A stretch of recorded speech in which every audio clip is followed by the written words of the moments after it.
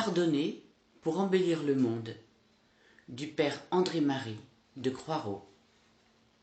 Pardonner, un chemin sinueux.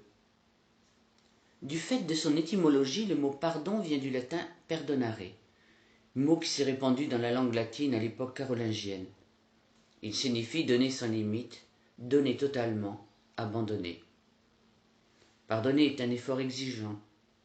Il demande un sacrifice de soi-même, démarche difficile par rapport à l'agresseur.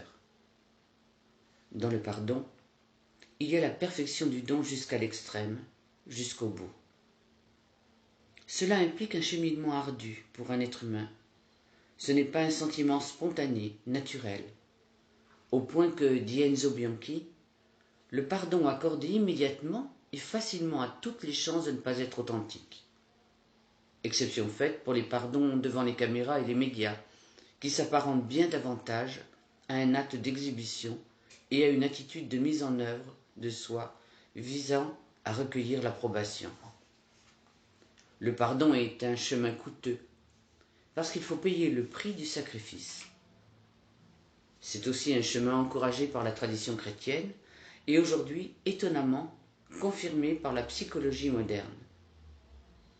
Le croyant, le vrai, qui a commis une faute grave, a la conviction profonde que Dieu lui pardonne, qu'il l'aime, même lorsqu'il commet le mal, et qu'il l'attend toujours les bras ouverts pour lui accorder son amour.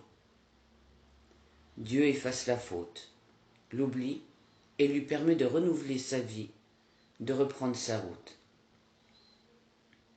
L'amour de Dieu n'est pas mérité, il est grâce. Et c'est la raison pour laquelle il précède même la repentance. Sur la croix, Jésus a déjà tout pardonné, le présent comme le passé, et même aussi l'avenir. Croire que c'est le changement, la conversion qui rend le pardon digne d'être obtenu, dit encore Enzo Bianchi, est scandaleux, en faisant du pardon de Dieu un bien mérité à travers la souffrance et différentes peines. Cela finit par créer une image d'un Dieu pervers, modelé à l'image de l'homme. L'enfant prodigue n'a pas mérité le pardon de son père. Le larron sur la croix n'a pas mérité non plus d'entrer le soir même au paradis. La brebis perdue n'a pas demandé au bon pasteur de venir la chercher.